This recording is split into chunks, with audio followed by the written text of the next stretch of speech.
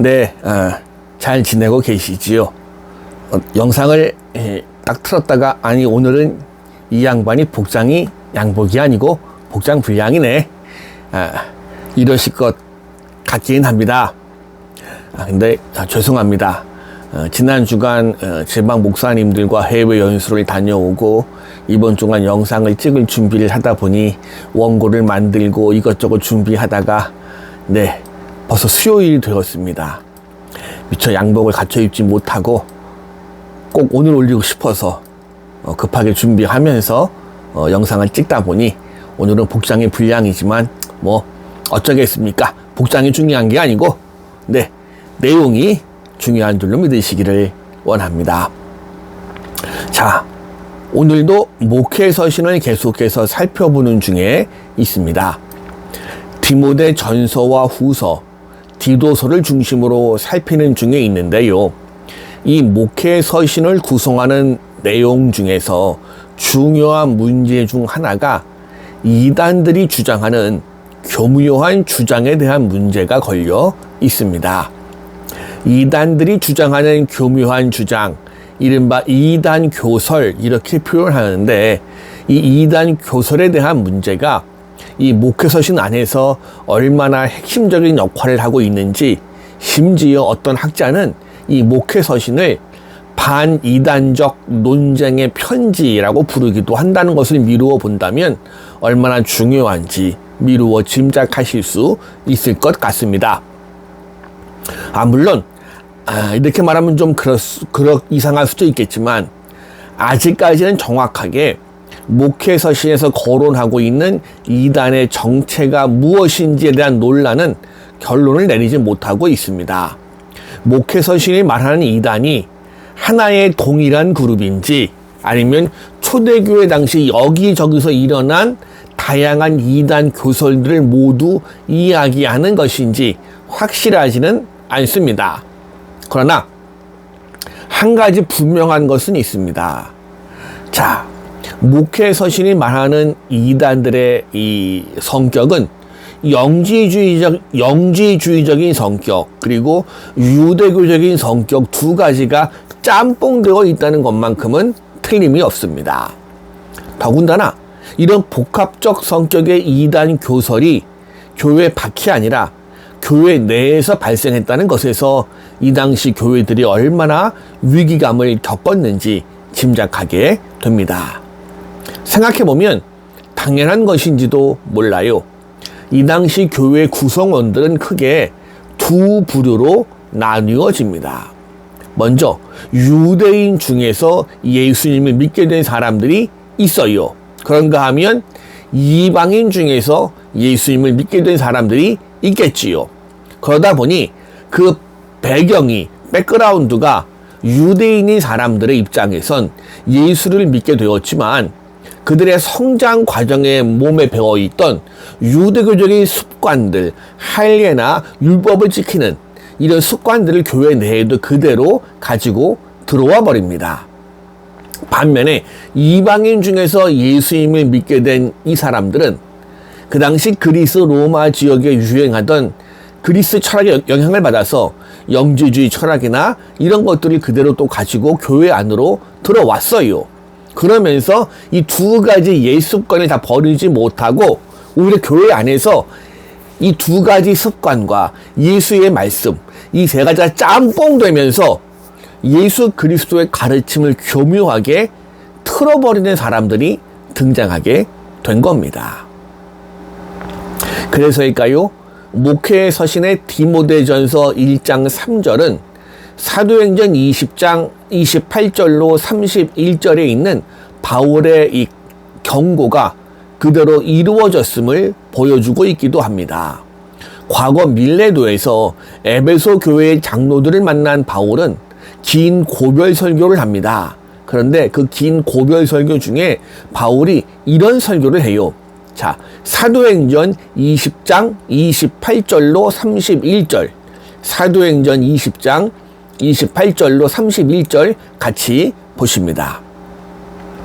여러분은 자기를 위하여 또는 온 양떼를 위하여 삼가라.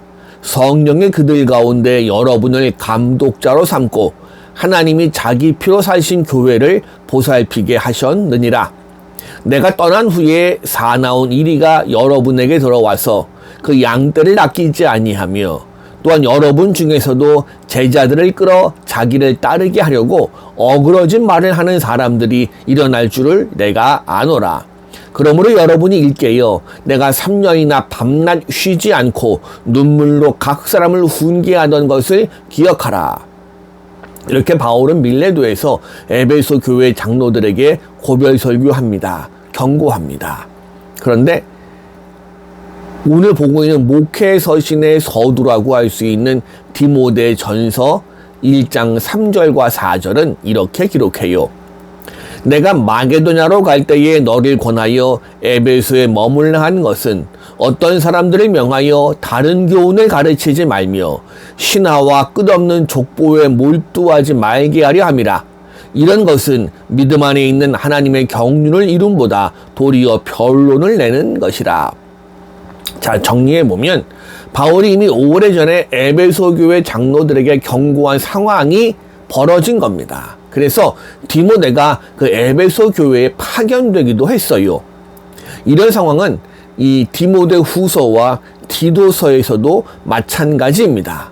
그래서 디모데와 디도가 싸워야 될 가장 중요한 문제 중 하나가 이단적인 가르침과의 싸움이었습니다. 하기야 이단적인 가르침과의 싸움은 초대교회뿐 아니라 오늘을 살아가는 우리에게도 마찬가지입니다. 통일교, 여호와의 증인, 신천지, 하나님의 교회 보면 쓸데없는 안식일 논쟁으로 토요일에 예배를 드려야 한다. 피가 중요하니 헌혈하면 안 된다. 그 중요한 피가름으로 교주의 은총을 받아야 된다. 하나님 아버지만 있냐? 하나님 어머니도 있다. 구원받을 사람의 숫자는 정해져 있다. 말도 안 되는 이상한 이단적인 교서를 교묘하게 선포하는 그 이단적인 가르침과의 싸움은 오늘날도 계속되고 있습니다. 어쨌든 목회 서신에 나타난 이런 현상은, 이런 문제는 사도들의 활동 기간 중에도 종종 있었습니다. 특히 바울은 율법적 신앙을 선전하는 유대주의자들과 싸워야만 했고요. 고린도 교회의 영지주의적이고 광신적인 신앙인들과도 싸워야만 했습니다. 그래요. 사도들이 살아있을 때에는 사도들의 권위와 지혜 그리고 가르침으로 대응이 쉬웠습니다. 하지만 사도시대 이후로 넘어가면서 상황이 점점 바뀌기 시작했습니다. 시간이 지날수록 이단 교설들의 횡포는 심해져만 갔거든요. 문제는 여기에 대항해서 정통신앙을 지켜줄 만한 기둥 같은 이들은 더 이상 존재하지 않게 되었다는 게 문제입니다. 그저 유일한 수단은 사도들이 전해준 사도적 신조, 사도적 가르침이 전부입니다. 이런 모습은 이단과의 투쟁에 전력했던 초기 교부들의 저서에 잘 드러나 있습니다. 그래서 이들은 이른바 과거 신앙의 기준에 호소하면서 이단 교설들을 공박하는데, 이것은 결국 어느 전통의 목회서신의 전통에 서 있는 모습입니다. 그리고 이런 신앙의 기준이 후대에 이르러서 공교회의 신조로 발전하게 되었고, 이 계보 속에서 오늘날 우리가 사용하는 사도신경이 나타나게 된 것입니다. 자, 목회서신이 요약하는 사도적 신조, 사도적 가르침은 이렇게 정리가 가능합니다. 디모데전서 1장 9절과 10절, 그리고 디모데후서 3장 2절로 5절, 디도서 5장 3절이 기록하는 것은 그리스도 이전의 인간은 하나님께 대한 불순종 혹은 반역의 죄 안에 살고 있다. 이것이 첫 번째입니다. 이런 상황에서 헤어나의 길은 아무것도 없는데, 디도서 2장 11절과 3장 4절에 따르면 이 상황에서 우리의 구주이신 하나님께서 인자와 사랑을 우리에게 베풀어 주셨습니다. 결국 디모데전서 2장 5절과 6절, 디도서 2장 14절이 말하는 것처럼 이 하나님의 구원의 이 의지는 그리스도 예수의 대속적 사역을 통해 실천되었습니다. 이 그리스도 구속의 사역은 인류를 모든 죄와 불법에서 속량하고 깨끗하게 해서 선한 일에 열심을 내는 그의 백성이 되게 하려는 것이었지요. 이 일을 위해서 하나님은 그의 백성들에게 그리스도를 통하여 디도서 3장 5절이 기록하는 것처럼 거듭나게 씻어주심과 성령으로 새롭게 해주심을 선물로 허락해 주셨습니다. 그리고 이 백성들에게는 이제 영원한 영광이 미래에 약속되어 있음을 디모데 후서 2장 11절로 13절이 잘 보여줍니다. 이 부분 한번 같이 봅니다. 디모데 후서 2장 11절로 13절입니다. 미쁘다 이 말이여, 우리가 주와 함께 죽었으면 또와 함께 살 것이요, 참으면 또한 함께 왕로 탈 것이요, 우리가 주를 부인하면 주도 우리를 부인하실 것이라. 우리는 미쁨이 없을지라도 주는 항상 미쁘시니 자기를 부인하실 수 없으시리라. 자, 이거 이렇게 종합해 놓고 보면요, 후대의 공교회 신조들 안에서 발견할 수 있는 대부분의 요소들이 이미 목회서신 안에 발견됨을 확인할 수가 있습니다. 그리고 이 모든 것은 후대 교회의 정통 신앙의 토대로 작용하게 되었습니다. 또 이레니우스의 말대로 이 기준은 세계 도처에 흩어져 있는 교회들의 다양성 속에서 근본적인 일치성을 유지하게 해주는 귀중한 유산이기도 했지요. 이런 점에서 본다면 이런 이단 교설들에 대해서 목회 서신이 취하는 태도는 아주 좋은 대응을 우리에게 보여줍니다. 그리고 이런 가르침은 목회 서신의 당시 독자들과 마찬가지로 사도 이후의 시대, 오늘을 살아가는 우리네 신앙 공동체에도 특별한 의미를 가진다고 할 수 있습니다. 그러니 이번 주간 다시 한번 목회 서신 잘 읽으면서 묵상해 주실 줄로 믿습니다. 감사합니다.